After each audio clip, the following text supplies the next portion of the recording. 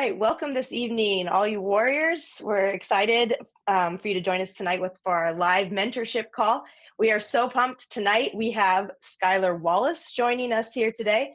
Skylar is originally from Georgia, and she played for both Alabama and Florida, but most notably Florida, right? That's where she finished up her career. Was just a stud at Florida. I loved watching you play for Florida. She won the NFCA Player of the Year. She was a two-time All-American, three-time All-SEC player, just all-out stud, super fast on the bases, set a ton of records at Florida and just really tore it up there. She now plays for the Bandits in the AUSL, and that's now in Chicago. That's their new base, the Chicago Bandits. So that's what she's playing this summer. You probably get out and catch her as she's traveling around with Athletes Unlimited this summer. But yeah, we're super excited to have you here, Skylar. So I'll go ahead and say hey to the girls and introduce yourself. Hey guys, glad to be here with you tonight. Thank you for tuning in and joining us. But yeah, Kara kind of gave you the rundown of what I've done, I guess more in my later years. But I want to touch on, I guess, the beginning part. Like, I want you guys to know that I started out just like you guys. I started out with travel ball when I was, I think I got really into travel ball when I was around 7 or 8. That's when things really picked up and I was kind of playing up a little bit. But I did the same thing you guys do every single week. I went to travel ball practice. I had my lessons. I did stuff in the backyard. I played catch with my dad. I sat down and watched videos of, how dads are. Dads are a little crazy. They're like, hey, let me watch this. What do you think right here? And so I did all of that. And I started from the ground up. So it's a true testament to that hard work. You are a product of your hard work. And if you can put that time, that repetition, that mentality to what you want to do, there is no glass ceiling for you. You are capable of everything you want, everything you desire, as long as you can control the 6 inches between your head and just get after it when the time comes. So yeah, I started from travel ball, did all the things, worked my way up, and just kept working. No, I had big goals, big ambitions, and I was going to make a name for myself. And I trusted that. There was always doubt. There was always fear. There was always failure there. But the biggest thing is persevering through that. You keep showing up, you keep working, and things happen. You just got to keep grinding that out. Yeah, that's awesome. So you started in travel ball. When did you really know this is it for me? I want to go play college. When did you make that decision? I don't even think I really knew. Obviously, when you're 10, 11, you're like, oh yeah, I love softball. But it's not really until I feel like you're 12, 13, pushing 14 years old, where you have the mental capacity to even understand what's happening, what you're doing, especially in this generation. You have NIL now, you're getting recruited young, you have coaches showing up. They're like, hey, come out and hit with me. You're 8 and you're like, dude, what? I'm going to a college to hit? It's crazy. But I think around 13 is when I knew this is exactly what I wanted to do. Obviously I was watching these college players on the TV. They're at the World Series. I remember watching, the Oklahoma game that went 17 innings, which if any of you guys know about that, that's insane. But that was a while ago. And so I remember watching that and I want to do that. I want to play at the World Series. And yeah, I said that, but it wasn't until I was 14 that I was like, I'm going to play college softball. I want to be at a Power 5 school. I've worked really, really hard. This is what I want to do. This brings me so much joy. I love the competition. I love being around my teammates. I love seeing people succeed and pushing them to be the best that they can be. And that helps me be the best I can be. And so from there, I just was determined to make something happen and continued showing up at workouts and just had this determination to find a way.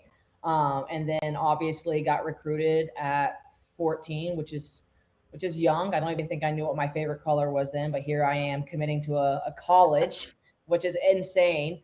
And it played out from there. And that's when I guess even the bigger work started to really happen, because once you had that target on your name, oh, she's committed to the University of Alabama, there's a target on your back. So you kind of have to, live up to that big dog and step into those shoes and just be like, you know what? Heck yeah, I'm doing it. I'm going to do the thing. I'm going to find a way. I'm going to embrace what I have because I've worked hard, and I'm not going to let anyone take that from me. I'm going to keep going. So that's kind of where things started around I would say about 13, 14 years old, and just went from there. Yeah. And then how do you feel like that you were able to do that? So there are girls that, right, they commit and they get that target on their back and they kind of crumble under that pressure or that scrutiny. What did you do? Like, do you feel like you did things overtly to help protect from that? Like, what were you doing? What were you saying in your head? How were you approaching that? Like, what helped you to be able to get through that? Obviously it's hard, right? There's this target on your back. You have these eyes piercing you. You're at the field and you're like, what is going on? I feel like everyone's watching me. Everyone's expecting everything. But the biggest thing I learned, and it's something I still try to do to this day, is embrace that pressure.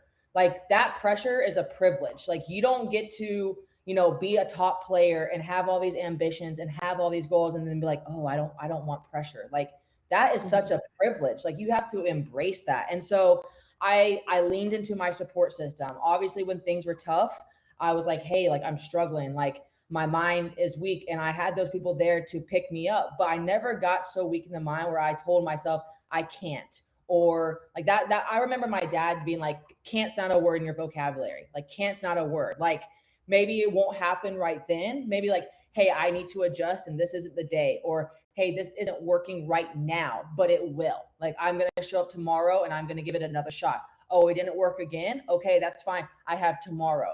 So like, just reiterating the fact that like, can't is not a vocabulary. If I sit there and tell myself these negative thoughts, I'm going to believe those negative thoughts. So I really tried to be cautious of what I was telling myself. And if any of you guys have seen on my Instagram, I tell you, like, your brain is always listening. So if you're sitting there saying, I'm not pretty, or I'm not confident, or I'm going to strike out, you're feeding yourself those thoughts. What do you think of yourself? You're not pretty. I'm not confident. That's what you're telling yourself. So if you can try to pick up on those moments, and I had a really, really good support system that helped me with that, like, really good. I have to give a lot of credit to them because I am human and I do have those negative thoughts. Like, this morning, I put out a video yesterday saying, like, you are capable. What do I see myself doing this morning? Comparison. I'm comparing myself to someone I don't even know on the internet.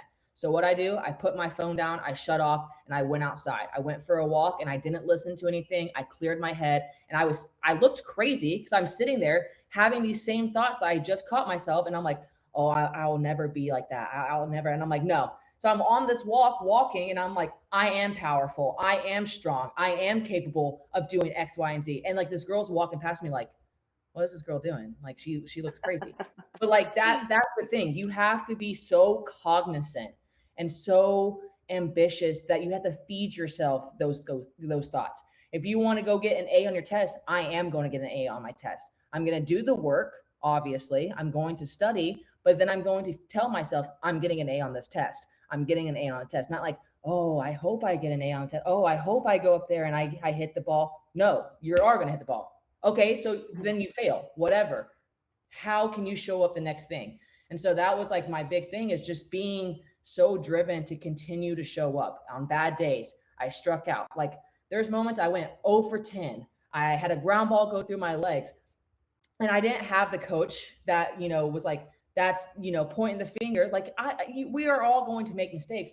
So I, again, go back to my support system that helped me, but it was catching those negative thoughts and continuing to show up even when things were hard that led me to go to what I did at Florida and now at the professional level. Yeah, I think what you hit on, to me, working, with Warriors for the last few years and working with my own kids and other kids that I've coached, the thing that I notice most is what you're talking about with that self-talk. And the first step to that is just noticing your self-talk, just being curious. What am I saying in my head? And actually, my kids hate it. My personal kids hate it, because whenever they get in those bad moods or like struggling with math or whatever it is, I always ask them, what are you saying in your head? They hate that question. Yeah. But I want them to verbalize, what are you saying in your head? If you're saying things like, I'm never going to get this, or I suck at this, or I'm bad at this, or I can't do this, just like you said, that's what your brain focuses on, and it will be true.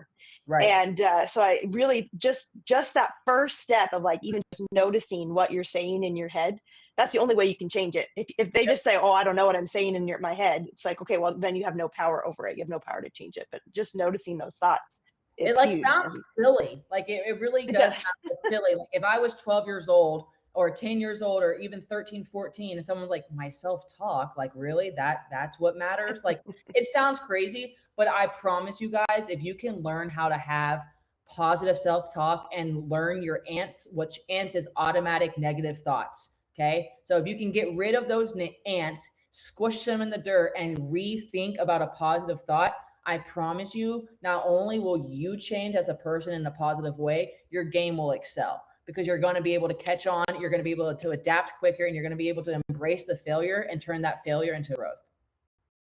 Yeah. I love that. Ants. I've never heard that before. It's great. Yeah. You're preaching to the choir here. So that's yeah. All these girls are working on self-talk. Yep. It's not easy. It's easier said than done, but keep working on it. I promise it makes a difference. Yeah, that's huge. So I saw that you did some other sports as well. I saw you did gymnastics and basketball and track. So I'm a huge proponent of playing multiple sports and becoming like an all-around athlete. What do you feel like how did those sports help you become a better softball player? Well, obviously, I would say the one thing is it taught me how to load in different positions. It taught me how to move in different ways. It taught me how to be adaptable under certain situations. Like your hitting is not going to be the same as going for a layup in basketball. Your track start's not going to be the same as running the bases in softball. Like all of that was allowing me to develop in a physical way and learn how to use my body efficiently. So that would be like the first thing, but I think it goes more into how can I learn how to grow even if I'm not good at something, because softball is our sport. And so you are already good at softball. You might not be great, but you're already good. You're already going to the lessons. You're already getting coached. But like if you're thrown into a basketball game, I played basketball 1 year. Let me just clear that up. I played basketball 1 year and I was awful, like awful. Like all I could do, all my coach said was just steal the ball, run to the court, and just sit there and dribble it till a teammate gets there or go for a layup. Don't shoot. Because I literally shot two-handed like this. Like it was so bad. He's like, just steal the ball, go down there and dribble, wait for a teammate, let them shoot. Got it. So I learned how to communicate with my teammates, even though I had no idea what was going on. I learned how to, challenge myself, even though I wasn't good at something. I had to continue to show up. My parents were like, oh, you're going to practice. Like, you think you're not like, and you're going to stay after, like, you're going to figure this out. And there it is. I had to adapt in a hard situation. And then I also had to learn how to move in a way that I wasn't used to. My body was not used to basketball. I have no idea how to shoot a basketball. I'm in the 7th grade, but like I challenged myself. And that right there is a key thing. In order to grow, you have to get outside your comfort zone. And I'm sure you've heard that. You cannot stay in this tiny bubble and expect for all these big things to happen. You have to push yourself. Oh, you're doing, maybe you're in the gym and you're like, oh, I can do 5 push-ups. No, I'm going for 6 push-ups. Oh, I'm going to do curls or whatever it is. I can do 20 pounds. No, I'm going to do 25 pounds. Maybe I'm not going to get 6, but I'm going to push myself. And so like get outside your comfort zone. And that's what sports is. That's what you learn how to fail in adversity. You learn how to communicate with teammates. You learn how to have relationships. That's the beauty in it. Yeah, winning's great. And you learn a lot through losing too, probably more than you do winning, but it's just more than that. It's teaching you life lessons that you get to bring along afterwards. So I give a lot of credit to my parents putting me in a lot of different sports, even though I wasn't good at them. I would say it's a huge, huge factor in how athletic I am now. Yeah, I totally agree with everything you said. It's good for you to be bad at something when you're usually good at something else. It's good to learn how to be bad at something and how to get better from being bad. So I think that, there's tons of lessons that we can learn from other sports that will only help us in our pursuit of softball. I still can't shoot a basketball though. I will admit that. I still can't shoot a basketball correctly. It's just dribble and go for a layup. That's it. Yeah. I know. I still shoot two-handed. I don't know what it is. It's not in my nature to do the one hand. I'm trying to be Steph out there. I'm trying to be Curry, but it's just not working think I got to stick to the baseball. I believe in you, though. I think a little bit of coaching, I think you could get it. Maybe. I need a lot of coaching. Mean person. I need Whoever mean person, I'll give you a little coaching.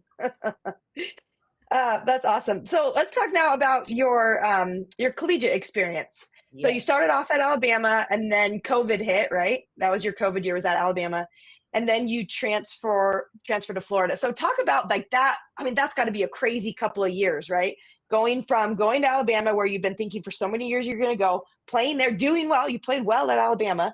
And then COVID hits, which just blew up the whole world, right? And then you transfer, and COVID, and softball, and college, and all of that. Like, what was that transition like for you, and how did you cope with all of those things? Very loaded question. Let's so if I start laughing about this one, just go ahead and cut me off. Yeah, so I committed to, let's just give some insight. I committed to the University of Alabama when I was 14. So I was a freshman in high school. I signed my letter of intent my junior year. Obviously finished out my senior year. I went and played at PGF, won a championship there, and then I went to college in the fall. So I was a fall of 2018. Okay. I was a freshman at Alabama. Everything was going great. You're obviously new. You're away from your parents. You're trying to figure out time management. Everything was new, but fun. I was in this area of like responsibility, structure, and just challenges that I loved it. I loved it, honestly. Things start to happen. Okay. So a lot of you're probably going to listen to this and be like, what is she talking about? But you'll understand me one day. You start to develop when you're 18 and in high school and you step into the college thing and you have that sense of responsibility, and you're taking care of yourself, and you have team practice, and you have all these things. You start to figure out this new identity about yourself. You really start to figure yourself out. You're sitting on the bus, listening to music with your own thoughts. You're in study hall and being in this area, you're being pulled in all these directions, but you're still trying to figure out who you are. Because I truly don't think even at 10 to 18, you have no idea who you are yet. You have an understanding of what you like, but you have no idea who you really are. You haven't developed completely. And so I was 18 in this new environment. I was thriving. Everything was good. But I started to pick up on things that I didn't like about myself. I realized I was getting really negative. I was in this environment where I didn't think I was really thriving. I obviously was, I was performing, but I knew there was more, and I didn't know how to get more. I didn't know what more looked like, but I just knew I was in this place of comfortability. And I was always one that said, once you're on a team, you're on a team. You don't leave your pack. Like, that's your pack. You grind it out. Right. But there's also a point where it's like, okay, am I grinding it out because this is actually where I'm meant to be? Or do I take care of myself mentally and allow physically and emotionally follow behind that and say, hey, maybe this isn't the environment for me. Maybe this isn't where I'm meant to truly excel. Maybe this isn't where I'm truly meant to perform. And I had to step back. Luckily for me, that was during COVID. So I had this whole time at my house with my family to really think about things.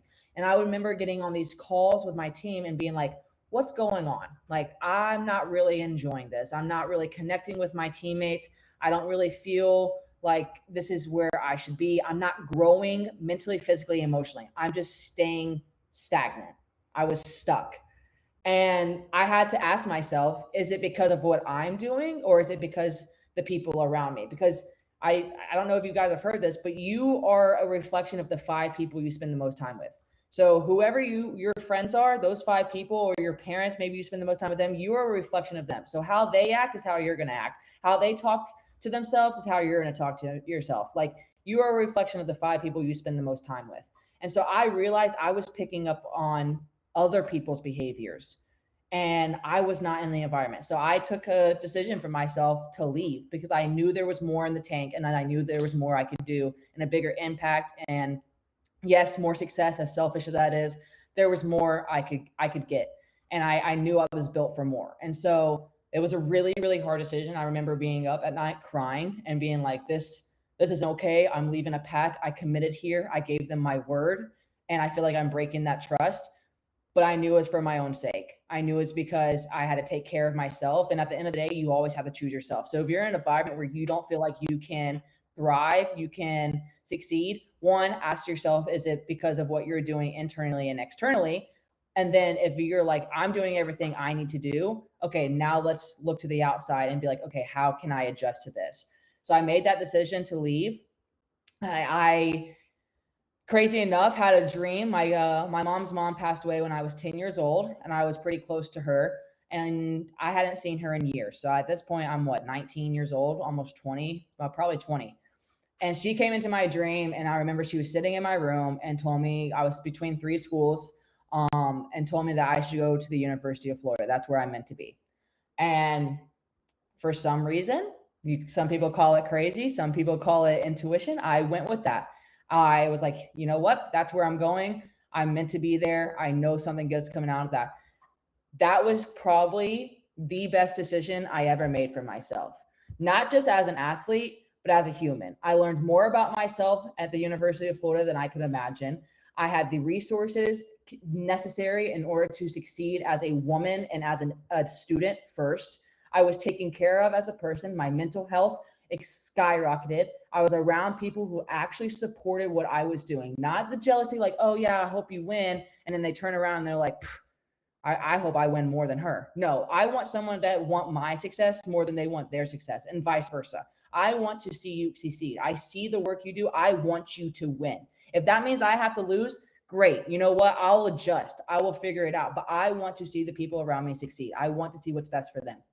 And so not only did I grow as that woman and lean into what I was built for, I exceeded on the softball field. I was comfortable. I was trusted. I was challenged in a healthy way. My coach took time to have these hard conversations with me. I'm very structured. I'm a task-oriented girl. I'm like, boom, boom, boom, boom, boom. Give me this, break it down. Oh, you don't like my swing on that one? Tell me why. Show me why, so I can understand what you're talking about. And he did that. He truly cared about who I was, which allowed me to take better care of myself and the teammates around me.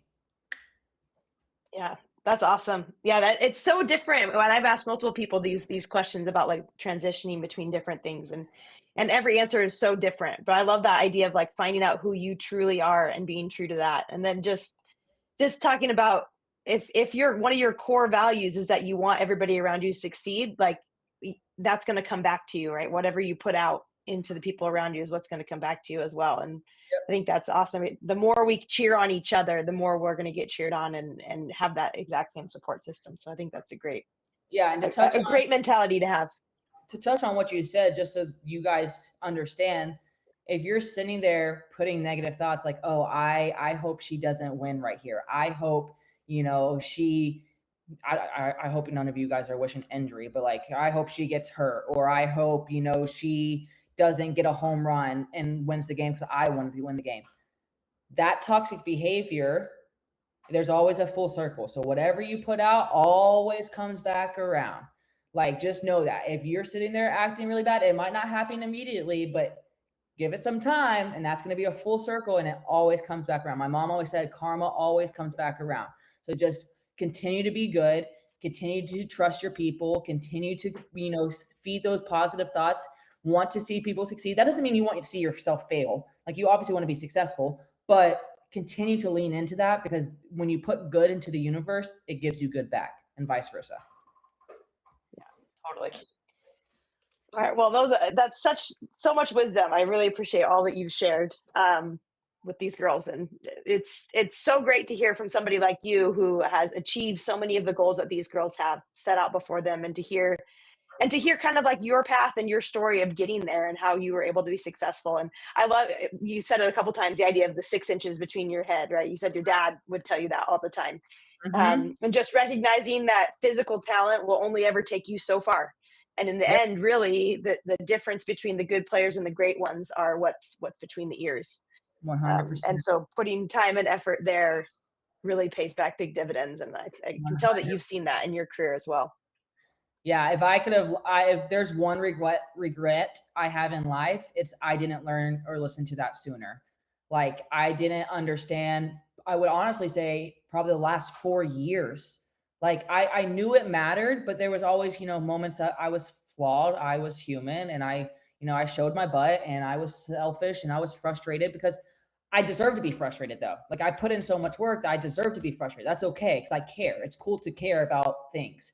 But at the same time, you can't continue to act like that and expect things to change. So like you have to control your mindset, your 6 inches. And I told Kara before this, like you can be scrambled eggs in the head. Like you're gonna be like, why am I not hitting the ball? Why am I not connecting? Why am I not, playing through a ground ball? Why are my feet not working? That's okay. But keep your birds, you know how birds fly in a V when they're flying home or north, south, whatever you want to say, keep those V's flying. So you can be all scrambled eggs, but keep them moving, keep them flying in a pattern, keep them flying together, and things work out.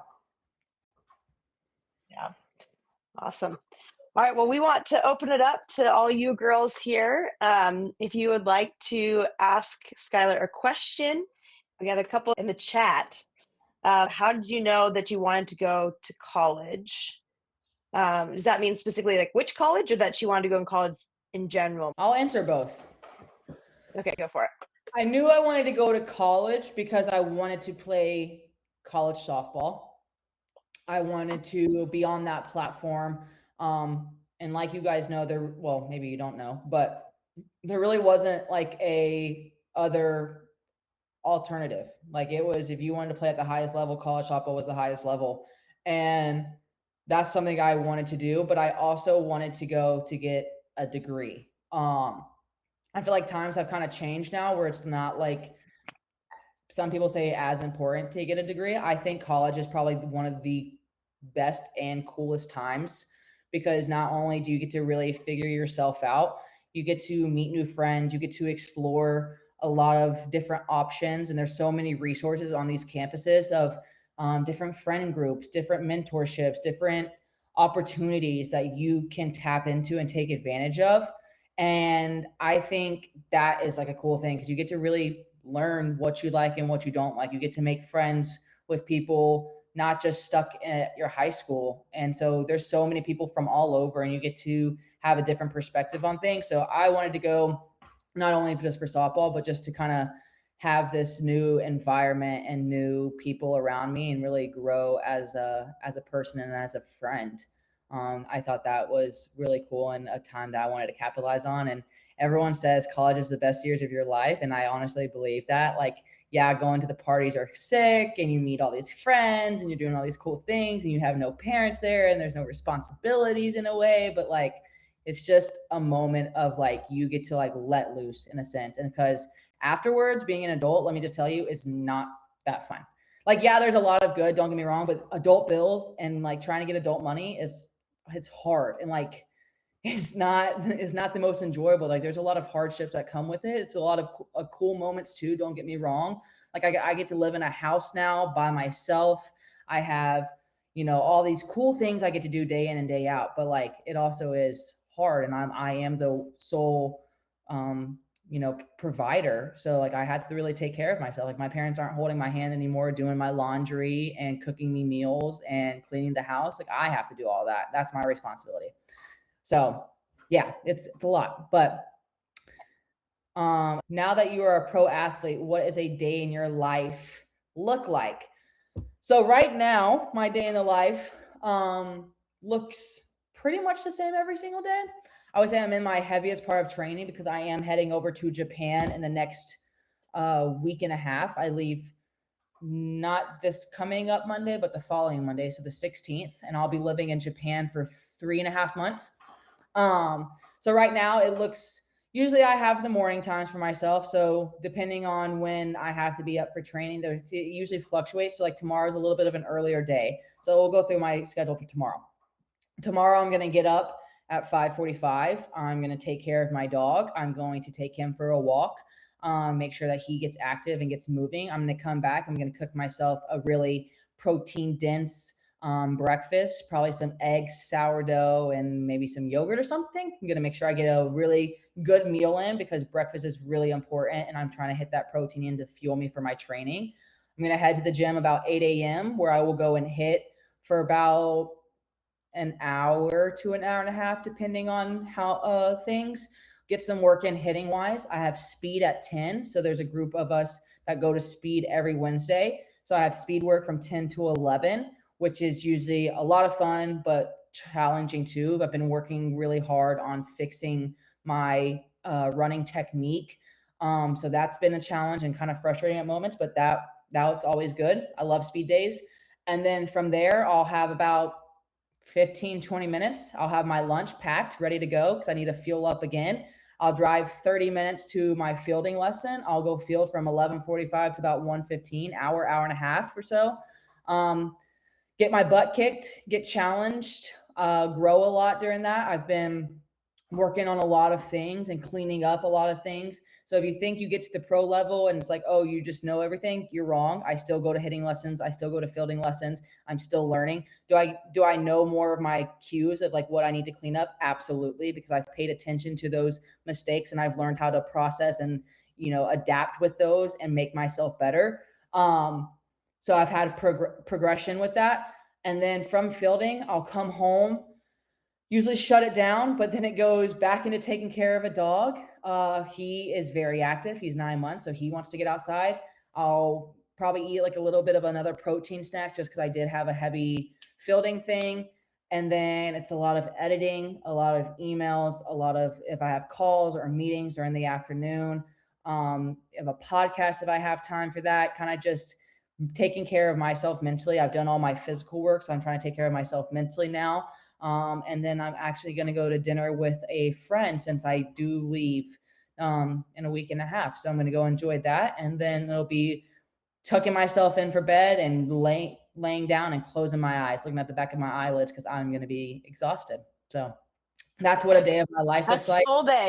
Yeah, today was the same thing. I got up, went for a walk. We walked 3 miles this morning. Which was awesome. I loved that. Went to workouts. I had workouts at 11. So I played catch before workouts at 11, hitting right after workouts. And then I had PT right after hitting. And then I came home and my dog was like, hey, I need time. So we went to the dog park. He got his energy out. I did some work while I was there. And then I came back and cooked dinner and did all that. So yeah, it's make time for the things that matter to you. It's never easy, but if it's a priority, if something you really care about, you find time to get it done. And there's never enough hours in a day. I'm sure a lot of people are like, oh, I didn't get to that. There wasn't enough time. Maybe wake up 30 minutes earlier. Maybe instead of 30 minutes of scrolling, can I do 30 minutes of glove work? Instead of that 30 minutes of, watching TV, can I do some stretching? Like you make time for the things that matter and you find a way to get them in. So hope that answers that. That's awesome. All right. Well, we want to be respectful of your time, get these last few questions in, and then we'll go ahead and shut it down for tonight. Did you always know that you wanted to play shortstop? That's a good question. Yes and no. Yes, in the sense that I like to be the leader. I like to be vocal. I like to be the leader of the infield. I like to have a sense of control. I feel like I am a very, I guess you could say, dominant person. And I've known that for a long time. Like my parents have told me, like, since you're little, like you are very dominant, you know what you want, like lean into that. And so I wanted to have people look to me and be like, what's going on? Like I wanted to control the tempo of the game. Like I knew how to control myself and my attitude, and I want to control the tempo of the game. Doesn't mean I was perfect by any means, but I embraced that. So yes, in the sense that, I like to be the leader, the commander of the infield, but also I think shortstop is, I would say, the second hardest position. I think second base is really hard. I think it doesn't get a lot of justice for what you have to do at second base because you have bunt coverage, steal coverage, infield, and like there's a lot of things that happen. But I know with shortstop, there's just such an athletic ability behind that. Like you have to have range, you have to have arm, you have to be vocal, you have to be a leader. Like there's so many things that I craved about shortstop. It wasn't something I was like, I'm going to be a shortstop, but back in my head, like I'm working to be the leader of the infield. I want that. I'm also scared to play third base, so that kind of knocks that out. And First base, I actually do enjoy, but shortstop was just like my comfort zone, honestly, where I thrive the most. Yeah. All right. What's your favorite thing about Florida? Oh God, one thing, the environment. In all regards, football games, softball games, baseball games, school, walking on campus, the environment is so electric and so cozy and warming. And like when you go there, like I have seen Gator fans in every airport, at least one Gator person. And like it's just a sense of pride when you go to Florida and you see someone, you're like, go Gators. And they're like, go Gators. Like it's just so like I saw 3 people on my walk this morning. I'm like, go Gators. They're like, go Gators. I'm like, hell yeah. Like, let's go. Like, I love that. So like, there's just like a sense of like pride in that, but like, it's just the environment. How do you talk positively to yourself consistently and not let judgment control you? Practice. It is not something you're going to learn overnight. It's not something I just like, picked up on and was like, oh yeah, I'm going to be so confident. Like it's something you got to practice. Stick a sticky note on your mirror. Give yourself a high five every morning. Like you have to practice. Just like you want to practice your hitting, practice your fielding, you have to practice having that good self-talk. You have to be able to pick up on moments like, hey, like I'm not feeling too well. Okay, that's fine. Like you have to learn how to adapt that. Like, is that an excuse? Are you talking to yourself negatively, or are you pointing out something and you're persevering through that? There's a difference, right? So you have to learn how you think in moments and like be able to adjust when necessary. And then not let judgment control you. Never take advice or never listen to someone you wouldn't take advice from. So if it's someone, a random boy at school, and you wouldn't ask him for advice, then what he has to say does not matter. Like legit does not matter. The only people's opinion that matter besides yours is the people you would go to and ask advice from. Your parents, your best friend. Those are people's opinions matter. Does this dress look good on me? I'm not going to ask a random kid at school. I don't care what they think. I want to ask my best friend, my mom, does this dress look good on me? Like never let someone's words or actions or something bother you if you want to ask advice from them. I think that's something I've always told myself is if I want to ask you what you think about something, I don't really care what you have to say. Also, like, who are you? Like, what? Right. That's my 2 cents on that. Yeah, patience is a huge thing. And true or false, Skylar, you are now perfect at self-talk. False.